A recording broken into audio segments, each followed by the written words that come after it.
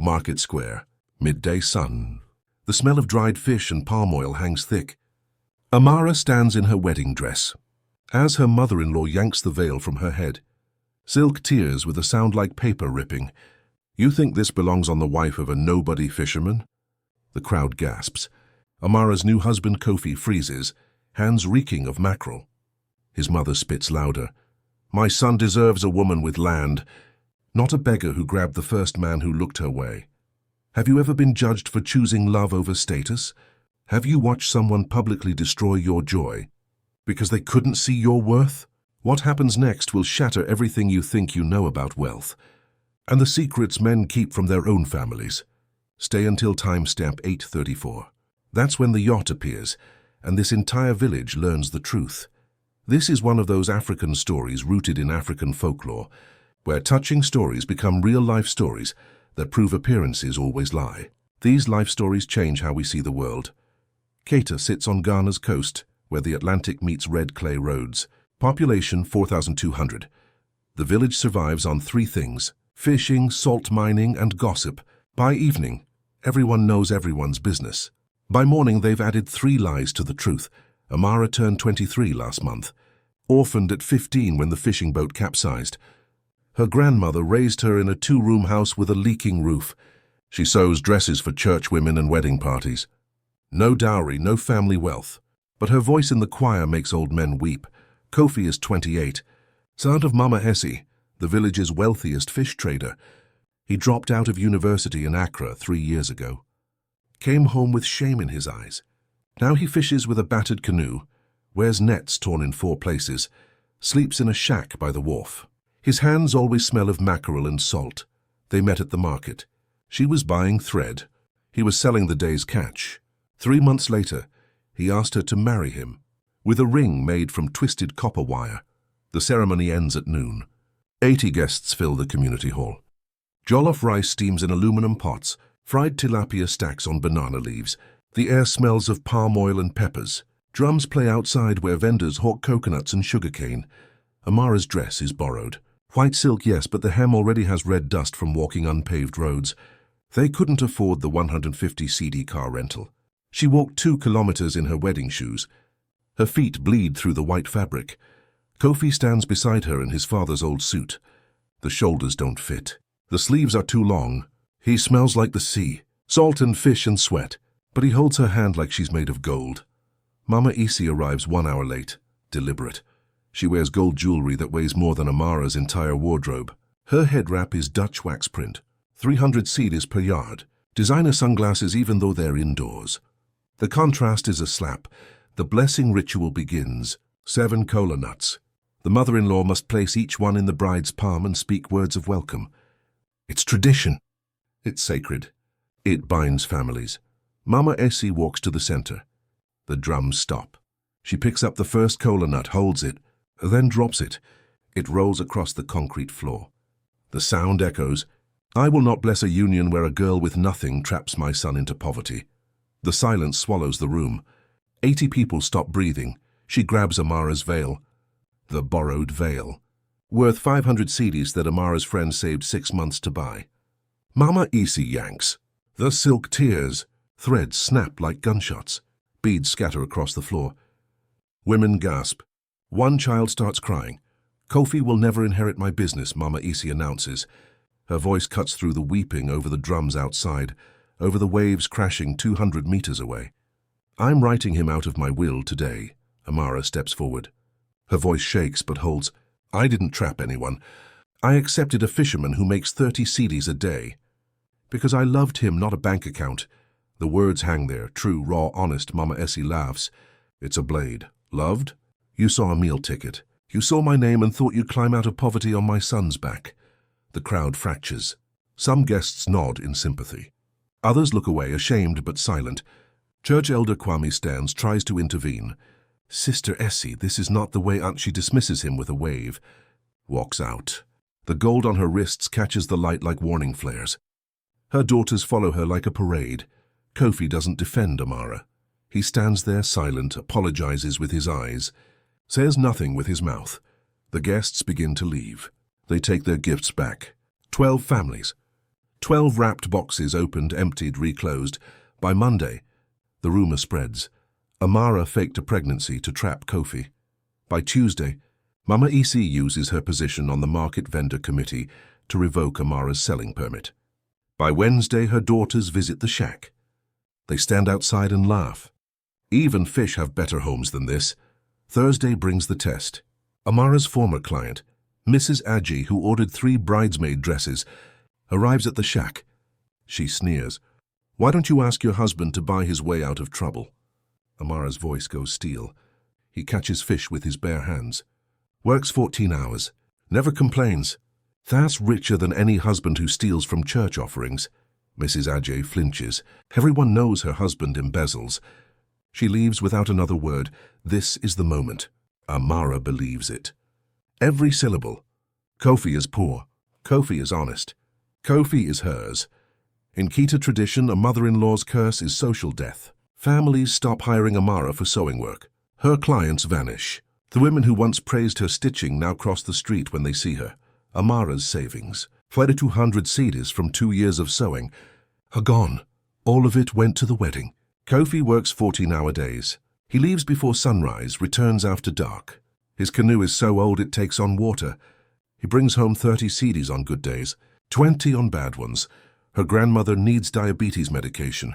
The prescription is 450 cedis per month. The pharmacy won't offer credit. Amara sells her advance payments from old clients. She buys rice, cassava, plantains. She tells Kofi at night when he collapses into their mat, "We'll survive this together. Poverty is temporary if we have each other." She means it. Every word. Because she sees his torn nets. She smells the sea in his hair. She watches him scrape fish scales from under his fingernails. She believes he's exactly what he appears to be. A poor fisherman who loves her. She owns one valuable thing. A gold anklet. Thin chain, tiny clasp, but solid 18-karat gold. Her mother wore it the day she married Amara's father. It's worth 2,000 cedis. Maybe more. She won't sell it. Even when they have 12 cedis left. Even when Kofi begs her to. "That's your mother's voice in gold," he says. While the village watches Amara suffer, Mama Essie sits in her office, air-conditioned, marble floors. A red leather ledger on her desk. She's been embezzling from the fish traders' cooperative fund. Small amounts at first, 500 cedis here, 800 there. Over 18 months it's grown to 15,000 cedis missing. She uses the money to fund her lifestyle. Gold jewelry, designer clothes. The mansion with the satellite dish. The ledger tracks every theft. She keeps it locked in her safe. Checks it every night before bed.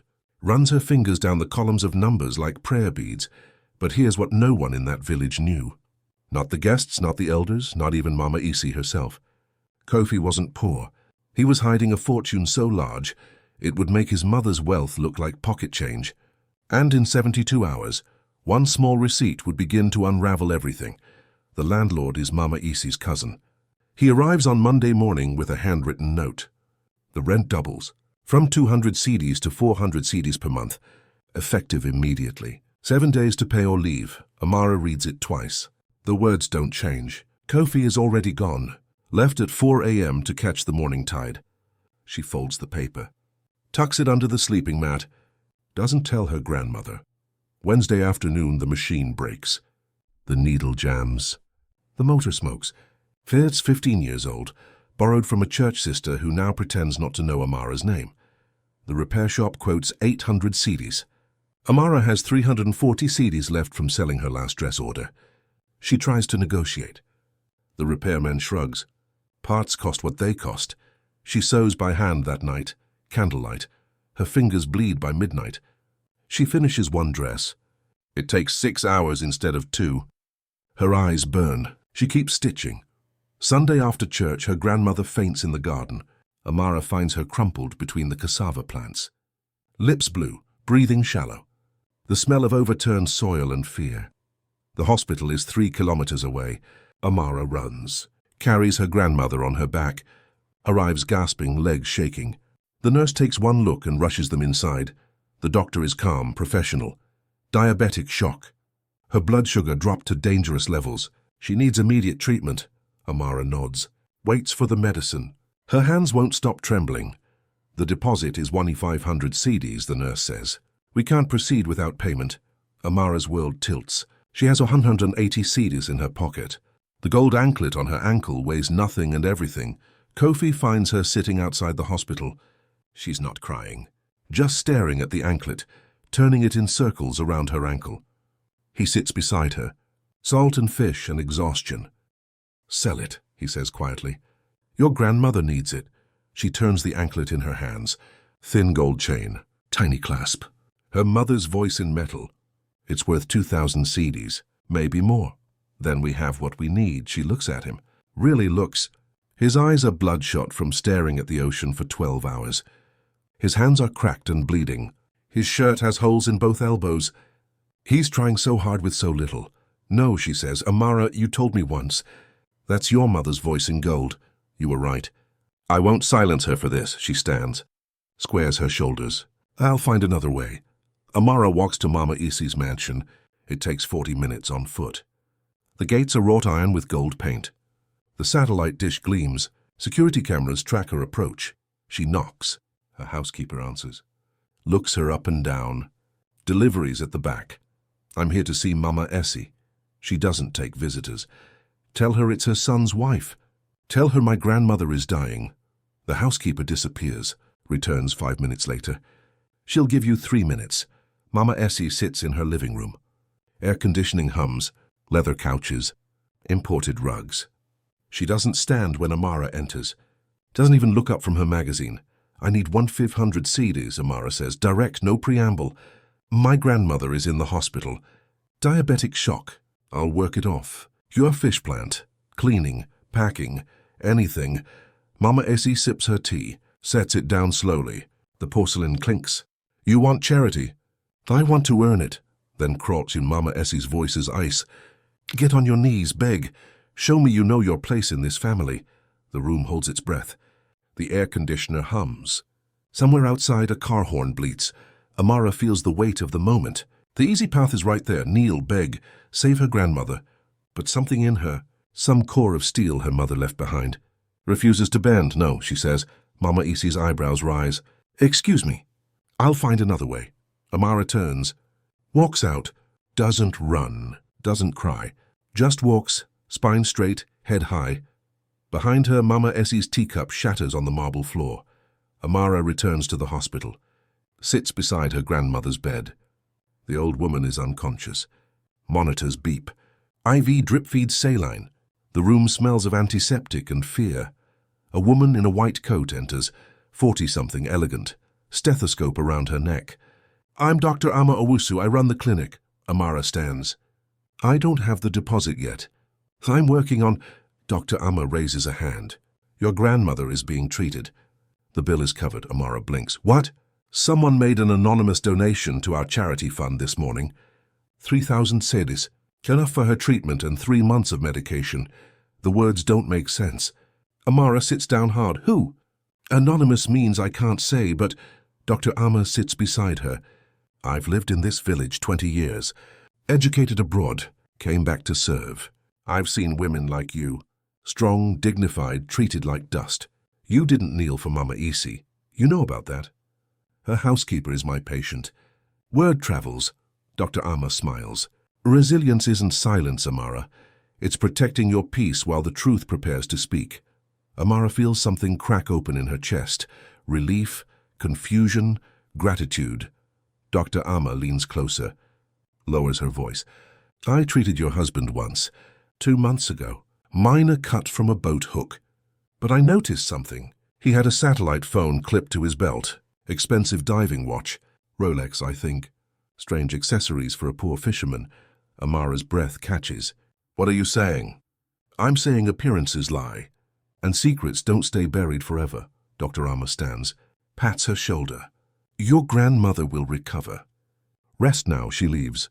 Amara sits there, mind spinning, questions blooming like algae. Amara starts noticing. Every Thursday, Kofi leaves at 8 p.m.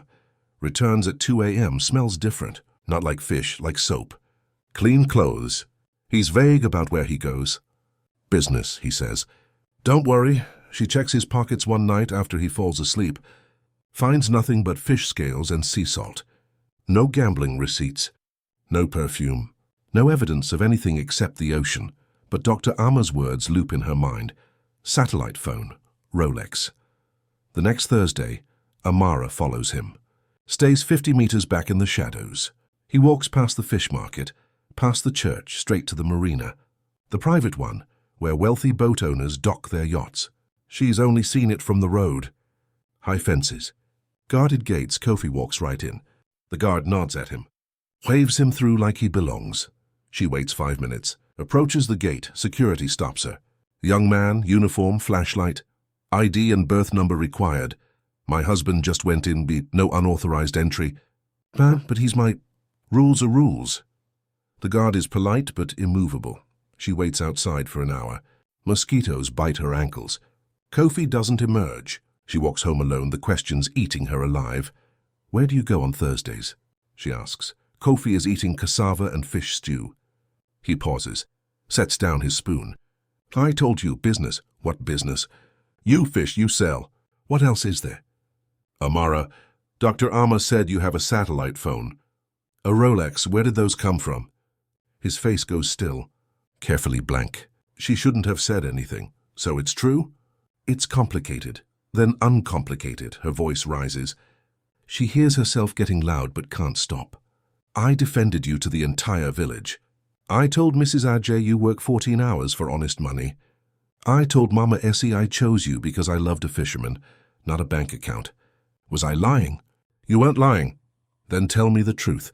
Kofi stands, paces, runs his hands through his hair. The silence stretches. Finally, I need 6 more weeks. Then everything will make sense.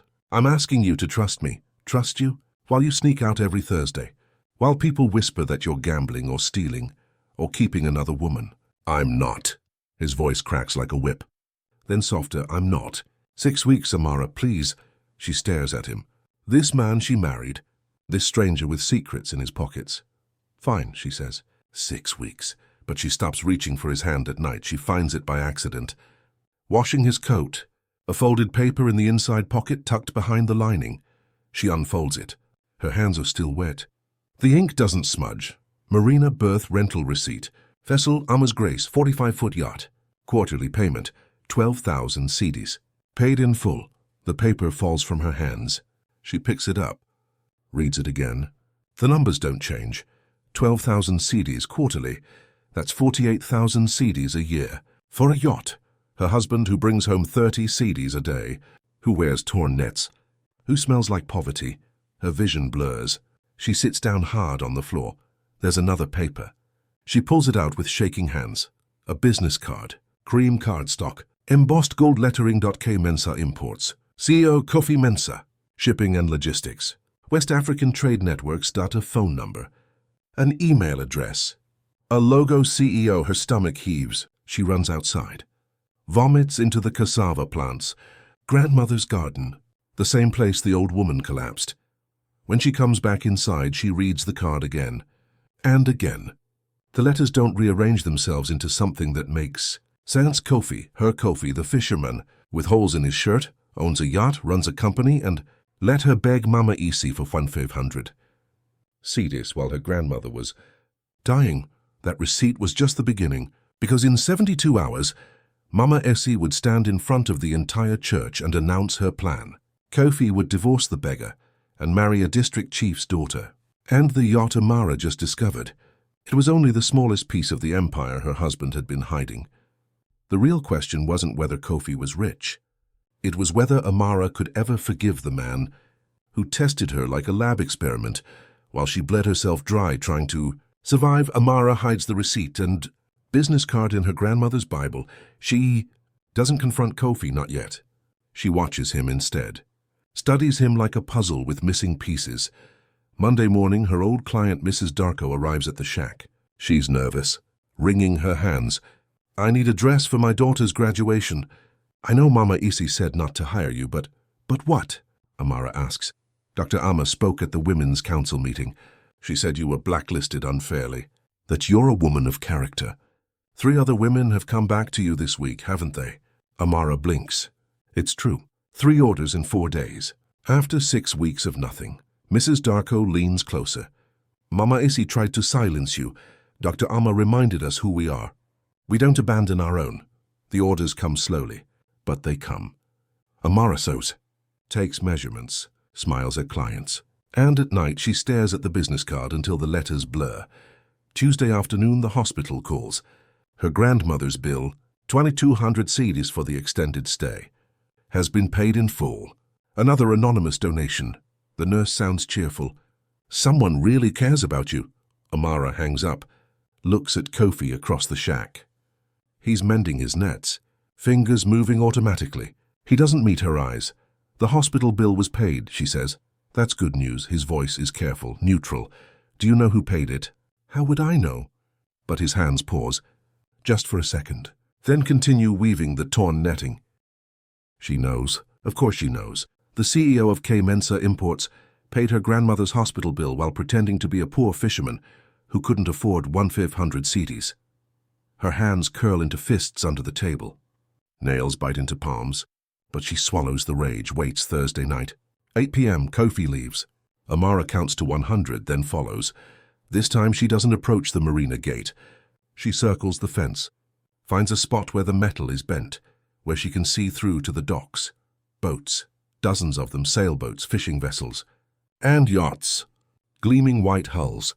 Teak decks, the smell of money and salt water. She scans the berth numbers. Gate 7, that's what the receipt said. There, a white yacht, 45 feet, maybe more. The name painted in blue script, Ama's Grace. Kofi stands on the deck. But he's different. He wears a pressed shirt, clean trousers, his hair is combed. He's talking on a phone, that satellite phone, gesturing, pacing, confident, commanding. This is not the exhausted fisherman who collapses on their mat every night. This is someone else entirely. A woman joins him on deck. Elegant, business suit. They review documents together, shake hands. She leaves. Kofi disappears below deck. Amara stands there for an hour, watching the mosquitoes feast on her ankles. She doesn't move. Her legs go numb.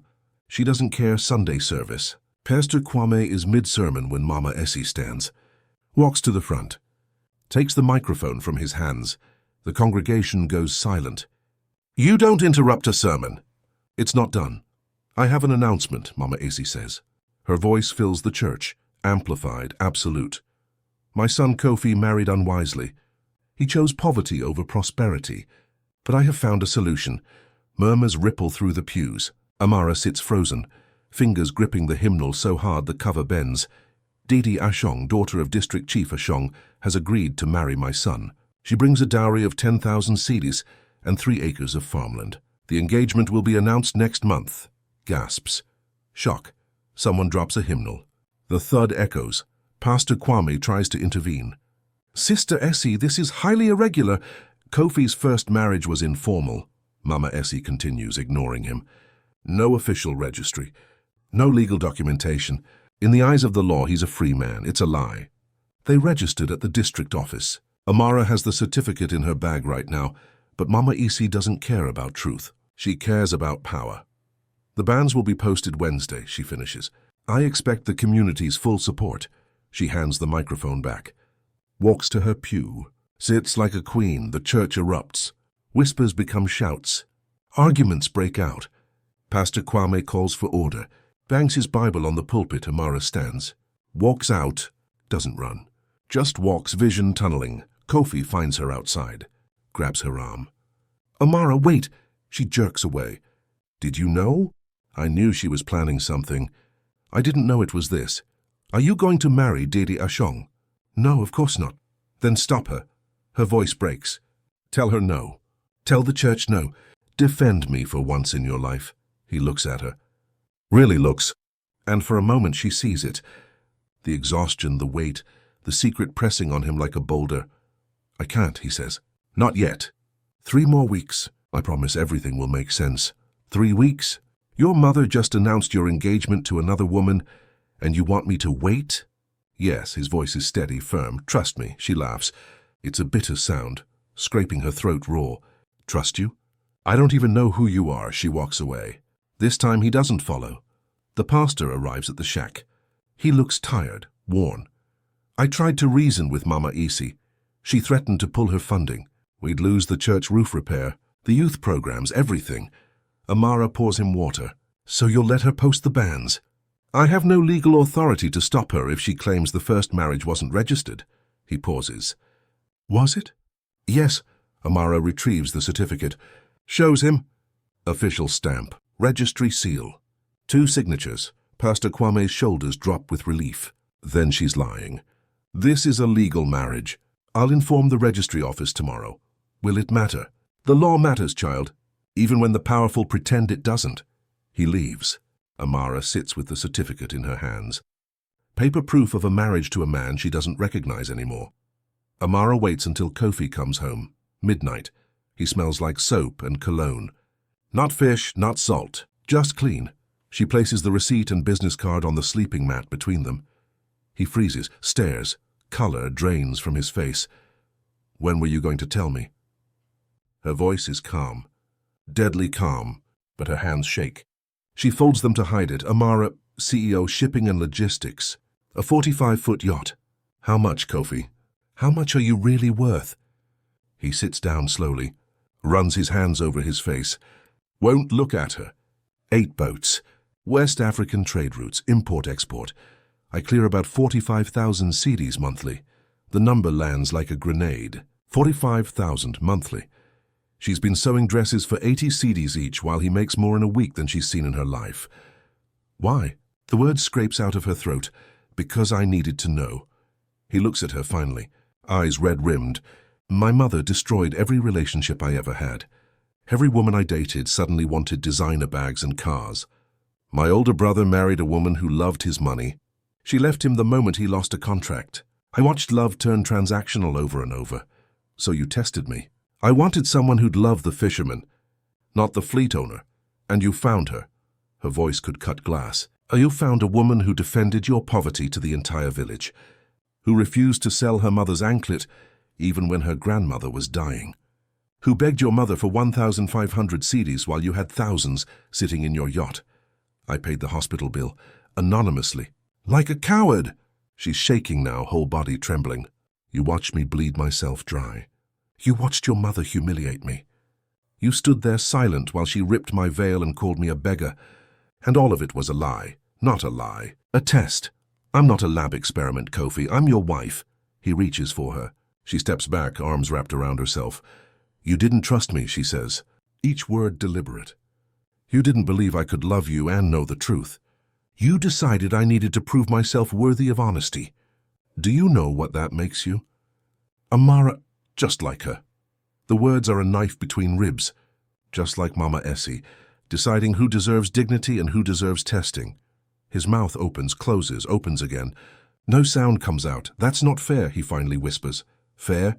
You want to talk about fair? She pulls off her wedding ring, the copper wire ring he made, sets it on the wooden crate they use as a table. It rolls, settles, the sound fills the silence. Where are you going? To Dr. Amar's clinic. I'll sleep there tonight. Amara, please. 3 weeks, you said. Fine, you have 3 weeks to decide if you want a wife or a test subject, because I won't be both. She grabs her bag. The gold anklet catches the candlelight as she moves. I love the fisherman, she says at the door. I would have loved the CEO too, but you never gave me that choice. You took it from me, just like your mother takes choices from everyone. She leaves, walks into the night. Behind her, Kofi sits alone in the shack that isn't really his home. The copper ring spins on the crate, slows, stops, but Amara wasn't done, and neither was Mama Essie, because in exactly 48 hours, the annual Fish Traders Gala would open its doors. 200 guests in formal wear, government officials, NGO directors, all gathered to honor Mama Essie as cooperative president. Kofi had been planning this moment for 6 months. He'd sponsor the event, walk in wearing a 3-piece suit, project his shipping empire on screens while his mother sat at the head table, and the beggar daughter-in-law she'd tried to erase. She'd stand on that stage and speak 6 words that would shatter everything. The question wasn't whether Mama Essie's world would collapse. It was whether Amara could forgive the man who broke her heart to test her love. The district hall glows. 200 guests in formal wear fill the main room, government officials in suits, NGO representatives with clipboards, village elders in traditional kente cloth. The air smells of perfume, roasted lamb, and ambition. Mama Essie sits at the head table. She wears a gold lace gown worth 3,000 cedis. Her jewelry catches the light like a chandelier. She's the guest of honor, president of the Fish Traders Cooperative. The woman who built an empire from dried fish and determination, or so everyone believes. Amara arrives at 8:45 p.m., alone. She wears a simple blue dress she sewed herself. No jewelry except the gold anklet. Her mother's anklet. She walks to the back row, sits, watches Dr. Amara sits 3 rows ahead with a delegation from the National Cooperative Commission. 4 auditors in matching blazers. They have briefcases, folders, the look of people who've come to do more than eat jollof rice. The MC takes the microphone, welcomes everyone, lists the evening's agenda, dinner, speeches, awards, a surprise announcement from a special sponsor.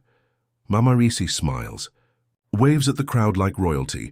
The double doors open. Kofi walks in, not in torn fishing clothes, not smelling of mackerel. He wears a 3-piece navy suit, tailored, sharp, leather shoes polished to mirrors, diamond cufflinks catch the light. His hair is cut. His posture is different. Shoulders back, head high. The room goes silent. Forks pause mid-air. Wine glasses freeze halfway to lips. Conversations die mid-sentence. Mama Essie's smile freezes on her face. Her hand raising a champagne flute stops. Behind Kofi, 4 men in business attire enter, carrying a large banner. They unfurl it across the stage backdrop. Mensa Imports, official sponsor of tonight's event. The logo is professional, sleek. A ship's anchor intertwined with the letters KM. Whispers explode like firecrackers. That's Mama Essie's son? The fisherman? What is this? Is this a joke? The MC fumbles with his notes, looks at Mama Essie. She's pale, rigid. Her hands grip the table edge so hard her knuckles go white. Ladies and gentlemen, the MC recovers, reading from a card he clearly didn't have 5 minutes ago. Our surprise sponsor for this evening, Mr. Kofi Mensa, CEO of Mensa Imports. Applause. Confused applause. People clapping because protocol demands it, but their faces are question marks. Kofi walks to the podium, takes the microphone, looks directly at his mother. Good evening. His voice is steady, calm. Many of you know me as Mama Essie's failure son, the university dropout, the fisherman who embarrassed the family by choosing a battered canoe over a business degree. Nervous laughter ripples. Mama Essie isn't laughing. She's not moving, not breathing. I'd like to tell you the truth tonight. He signals to the tech booth. A screen descends behind him. A projector hums to life. Photos fill the screen. 8 cargo ships. Massive vessels with Mensa Imports painted on the hulls. Ships docked in Tima Harbor, in Lagos in Abidjan. The crowd gasps. A woman drops her fork. It clatters. Next slide. Port contracts. Official documents with government seals. Import licenses. Export permits. Next slide. Tax receipts. Ghana Revenue Authority letterhead. Total taxes paid last fiscal year, 540,000 cedis. The number hangs there. 500,000 cedis. In taxes alone. Someone whistles low. Another person whispers, impossible. I built this company over 5 years, Kofi says. His voice carries to every corner. Using inheritance from my late father. The father my mother tried to erase from family history because he left his wealth to his sons, not to her. Mama Essie stands. Her chair scrapes. Kofi, sit down. I'm not finished, mother. He doesn't raise his voice. Doesn't need to. The microphone does the work. She sits. Slowly, like her legs forgot how to hold her. I built this in secret, Kofi continues. Not from shame. From strategy. I wanted a wife who'd love a fisherman's integrity, not a mogul's bank account. I wanted to know if love could survive poverty. If partnership could exist without transaction. He pauses. Looks across the room. Finds Amara in the back row, and I found her. Amara, he says her name like a prayer. The woman my mother publicly humiliated at our wedding. The woman she called a beggar and a gold digger. The woman she banned from the market and tried to socially execute. Every head turns. 200 pairs of eyes find Amara. She sits perfectly still. Face calm, hands folded. The blue dress makes her look like the ocean. Still surface, deep power beneath. That woman, Kofi says, is worth more in character than anyone in this room is worth in gold. Including me. The silence is cathedral deep. Mama Essie stands again. tries to reclaim control. Her voice is sharp but shaking. Kofi is my son. I'm proud of his success. Everything he knows I taught him. Everything he built. Mrs. Essie, a man stands, one of the auditors, mid-50s, reading glasses. He has the voice of someone used to being obeyed. I'm Samuel Ofori, from the National Cooperative Commission. Can we discuss the 15,000 SEDI discrepancy in your cooperative fund? The room temperature drops 10 degrees. Mama Essie's face goes blank. I don't know what you're talking about. Your financial records show irregular withdrawals over 18 months. Small amounts. 500 here, 800 there, totaling 15,000 cedis, all signed by you. All unaccounted for. That's an accounting error. Dr. Amara stands. She's holding something. A red leather ledger. Mama Essie's eyes lock onto it. Her face goes from grey to white. She grabs the table edge. This is your personal ledger, Dr. Amara says. She doesn't shout. Doesn't need to. The room is listening so hard you can hear the air conditioning hum. It tracks every withdrawal, every theft. You used cooperative funds, money meant to support 200 fishing families, to buy gold jewelry, designer clothes, to fund the lifestyle that made you untouchable. Where did you get that? Mama Essie's voice cracks raw. That's private property. You broke into... Your secretary gave it to me. Dr. Amara's voice is steel wrapped in silk. Grace Adamako, the secretary you fired last year, for asking why fishermen's children were starving while you bought a satellite dish. She kept copies of everything. She waited. And when she heard what you did to Amara, a girl she'd watched grow up, she decided truth mattered more than fear. The auditors converge on Mama Essie's table, open their briefcases, pull out documents, calculators, ledgers of their own. Mama Essie looks around, searching for allies, finds none. The village elders won't meet her eyes. The government officials lean back, distancing themselves physically. Even her daughters, sitting 3 tables away, are staring at their plates, shoulders hunched. Kofi walks down from the podium, approaches his mother's table. The crowd parts like water. No one speaks. Shoes shuffle. Dresses rustle. That's all. He doesn't touch her, just stands there. Looks down at the woman who raised him. You called my wife a beggar, he says quietly. But the microphone is still clipped to his collar. Every word amplifies. You ripped her veil in front of 80 guests. You banned her from the market. You announced my engagement to another woman while I was legally married. Mama Essie's mouth opens. Closes. She's shrinking. The gold jewelry looks heavy now, like chains pulling her down. You did all of this, Kofi continues, because Amara reminded you of what you've never been. Honest, humble, worthy of the power you stole. He reaches up, unclips the microphone, sets it on her table. The thud echoes like a gavel. Mama Essie tries to stand. Her chair catches on the tablecloth. She stumbles forward. Her head wrap, the gold-threaded symbol of her status, catches on her earring, slips, tangles in her jewelry, falls to the floor. She bends to pick it up. Her hands shake so badly she drops it twice. Finally grabs it. The fabric is wrinkled now, dust-stained, just cloth. The gold threads look cheap in the overhead lights. She straightens, looks around. 200 people watch. No one moves to help. No one offers a hand. The women she bought jewelry with. The men whose businesses she funded. The elders she hosted at Christmas dinners. All of them watch her fall and do nothing. Amara stands. The movement is smooth, deliberate. She walks down the center aisle. Her blue dress moves like water. The gold anklet catches light with each step. Click, click, click, the only sound. She reaches the stage, picks up the fallen microphone. The room holds its breath. You can hear hearts beating. I forgive you, Mama Essie. Her voice is calm, clear, no anger, no bitterness. Just truth. Mama Essie looks up, tears on her face now. Mascara running. I forgive you, Amara repeats, because unforgiveness would poison me. And I won't let you take anything else from my life. She pauses, lets the words settle like dust after an explosion. But forgiveness doesn't mean I'll ever call you family. She sets the microphone down gently. It just means I'm free. She turns, walks off the stage, doesn't look back, doesn't hurry, just walks. The crowd erupts, not applause. Something else. Gasps, whispers that become murmurs that become shouts. The sound of a world shifting. Phones come out. Cameras flash. This will be across social media in minutes, across the village by dawn. Kofi follows her outside. Inside, Mama Essie stands alone at her table. The auditors close in with their briefcases. The elders turn away. Her empire crumbling in real time. She's standing under the streetlight, arms wrapped around herself. Not crying, just breathing. The night air is cool. The gala music drifts through the doors. Muffled, distant Amara, she turns, looks at him. This man in the expensive suit. This stranger who's also her husband. His tie is loosened now. He looks exhausted. Human, I'm sorry.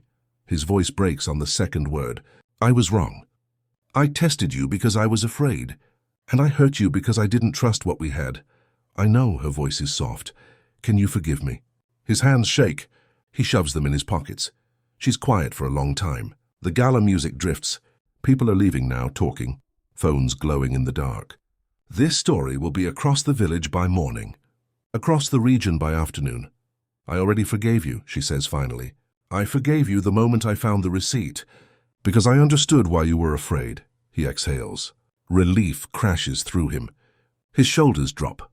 But understanding isn't the same as trust, she continues. Her eyes hold his. Steady. Clear.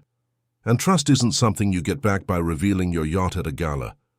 It's something you rebuild, slowly, day by day. With honesty. How long? His voice is small. As long as it takes, she steps closer. Still an arm's length away. Dr. Ama's doing couples counseling. We start Monday. For 3 months. Maybe 6. However long we need, he nods. Swallows hard. Okay. And we're moving out of the shack. Not to a mansion. Somewhere in between, where we can be real people, not fishermen. Not CEO, just Kofi and Amara. Okay. A tear slides down his face. He doesn't wipe it away. She holds out her hand. Palm up, an offering, he takes it. Their fingers interlace. His hand is trembling. Hers is steady. Inside the hall, Mama Essie is being escorted out by the auditors, briefcases in hand. Questions following her like shadows. Outside, her son and his wife stand together under a streetlight, holding hands, not fixed, not healed, but beginning. The gasp heard around Kita that night would echo for months. Social media exploded. Hashtags trended. News crews arrived by Tuesday. But the real story wasn't about a yacht or embezzled funds or a dramatic gala reveal. It was about a woman who chose dignity over revenge, who spoke 6 words that shattered a tyrant, and a man who learned that love without honesty is just another kind of lie. In 72 hours, the cooperative would vote on reforms. Mama Essie would face criminal charges and 24 months of restitution. And Amara. She'd open her sewing cooperative, Threads of Grace, with funding from the husband who'd finally learned what wealth really meant. By sunrise, the story is everywhere. WhatsApp groups explode. Radio stations interrupt programming. The headline writes itself, Village Fisherman revealed as Millionaire CEO. Mother arrested for embezzlement. Mama Essie is removed as cooperative president by 9 a.m. Emergency vote. Unanimous. The auditors escort her out with boxes of files. She doesn't resist. The gold jewelry is gone. She looks 20 years older. Kofi sits in the cooperative office that afternoon. Writes a check. 15,000 sea dice. Personal account to cooperative fund. Note attached. For the fisherman. Not for her. By evening, 12 fishermen show up at his yacht. Don't ask for anything. Just shake his hand one by one. Silent gratitude. They leave. Kofi finds Amara at her grandmother's house. She's tending the garden. Cassava plants, tomatoes, the smell of turned earth. They walk to the beach, sit on the sand. The ocean rolls. I want to come home, he says. She watches the waves. I need 3 months of therapy. Couples counseling with Dr. Amara. Every week. No excuses? Okay. And you need individual therapy. Your fear of being used? That's trauma from watching your mother. You can't heal it with a yacht reveal. He flinches, nods. You're right. I love you, Kofi. I love the fisherman. I would have loved the CEO too if you'd trusted me. But I can't love someone who doesn't trust me. That's what we fix. Or we don't fix anything. He takes her hand. Sand between their fingers. I'm sorry I tested you. Sorry doesn't rebuild trust. Time does, honesty does, showing up does. They sit until sunset. Sky turning orange, then pink, then purple. Mama Essie's letter arrives by courier. Formal, typed. 3 paragraphs of platitudes. I regret any misunderstanding. I was acting in my son's best interest. Amara reads it once, folds it, doesn't reply. Are you going to respond? Kofi asks. No. She regrets the misunderstanding. That's not an apology. Amara's voice is calm. I forgive her because unforgiveness would poison me. But forgiveness doesn't mean pretending she didn't tear my veil. Didn't call me a beggar. She sets the letter aside. I'll never sit at her table again. She hasn't earned my presence. Maybe one day. But not today. The cooperative implements new policies. Transparent quarterly audits. Dr. Amara joins the oversight board. All records made public. Kofi establishes a micro-loan program. 12 women. Vendors Mama Essie band. Each receive 2,000 cedis. No interest. 12-month repayment. 3 of them hug Amara. She hugs them back. Mama Essie's restitution, 15,000 cedis over 24 months. 625 cedis monthly from legitimate sales. If she defaults, she loses her trading license permanently. The magistrate signs the order. Mama Essie walks out into afternoon sun. A woman who had everything, now has conditions. 4 counseling sessions completed. 3 ended in tears. 1 in laughter. Progress is messy. Amara and Kofi walk the beach, barefoot, sand cool. Sun setting. Dr. Amara asked what I was really afraid of, he says. What did you say? That you'd leave. Like everyone leaves? And she said I guaranteed you'd leave by not trusting you to stay. Self-fulfilling prophecy. Amara touches his face. I'm still here. Why? Because love isn't about testing. It's about choosing. Every day. I choose you. Even when it's hard. She touches the gold anklet. My mother wore this when she married my father. Against her family's wishes. They said he was too poor. She married him anyway. 20 years together before the boat accident. She told me once, choose love, Amara, but never lose yourself for it. She meets his eyes. That's what I'm doing. Choosing love. Keeping myself, he nods. Finally understands. The blue of her dress matches the ocean. Calm surface, deep strength beneath. And that's when Amara knew she hadn't just survived. She'd rebuilt herself stronger. With boundaries. With dignity. With a partner learning that real wealth isn't counted in cedis or yachts. It's measured in trust rebuilt. In apologies that mean something, in love that doesn't require testing. The village would talk for years, but Amara stopped listening to the village. She listened to herself. And that made all the difference. Amara's sewing cooperative, Threads of Grace, employs 6 women near the market. Sewing machines hum. Fabric stacks in rainbow colors. She teaches financial literacy on Thursdays. 12 women attend. Their children play outside.